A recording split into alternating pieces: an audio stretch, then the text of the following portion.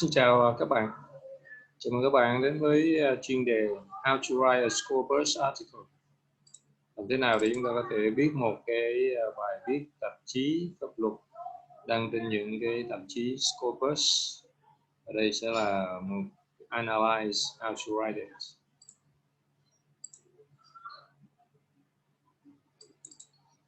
So we can see here. Chúng ta có thể thấy những cái đoạn tạp chí như thế có những cái title, tác giả, và thông thường thì sẽ có những đoạn abstract giới thiệu về tạp chí là gì, introduction,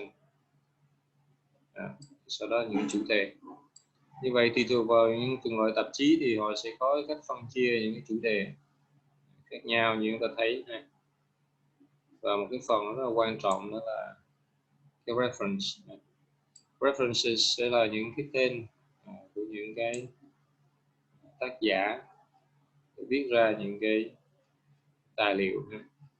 Thì thường những cái reference này nó càng nhiều chúng ta thể hiện cái sự nghiêm túc trong cái việc chúng ta nghiên cứu học. Và cái đoạn này thì có khoảng đến 27 trang đến phần conclusion. Okay, so we go to the first very beginning is the title. Phần đầu tiên đó là cái title của article.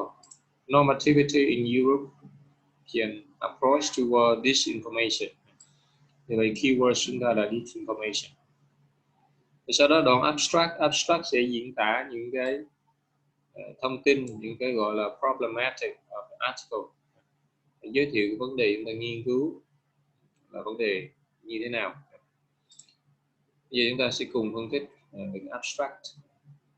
With the rapid swirl of disinformation, two major steps were taken to battle the phenomenon in the online environment, first on a global level and second on a European Union level.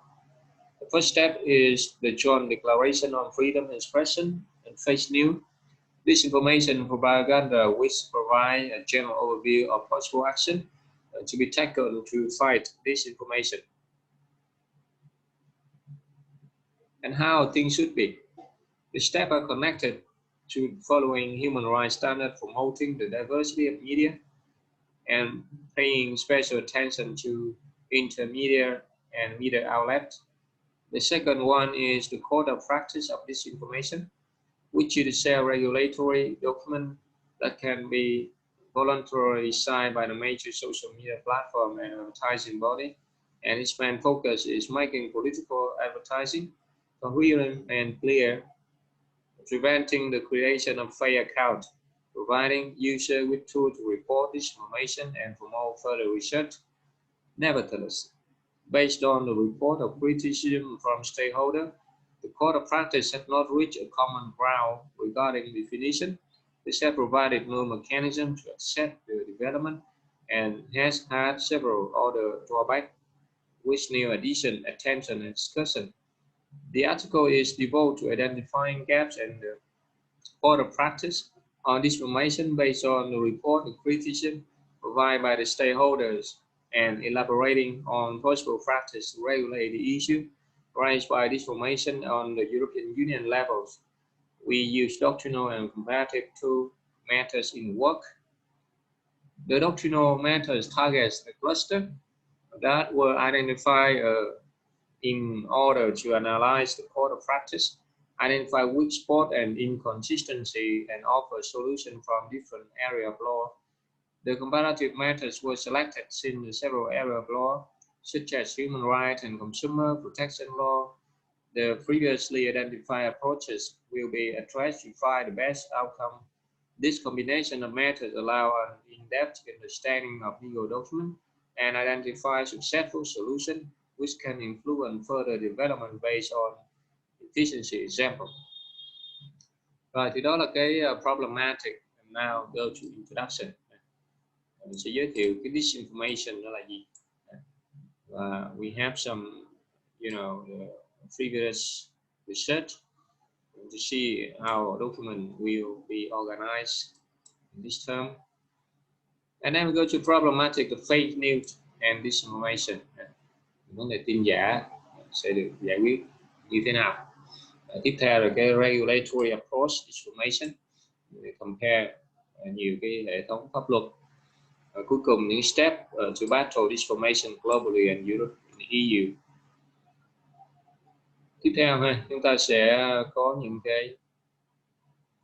cái vấn đề problems. Tiếp theo chúng ta cùng phân tích như vậy, possible solution from several area of law. Như vậy chúng ta sẽ đi tới những cái gọi là solution, những cái proposal, những cái đề xuất. Solution from human rights perspective, từ khía cạnh về nhân quyền như thế nào. Solution from perspective of liability, chain liability and role internet intermediate. Rồi, solution finding acceptable definition, những vấn đề về definition. Và cuối cùng là cái conclusion. Chúng ta cùng xem cái conclusion.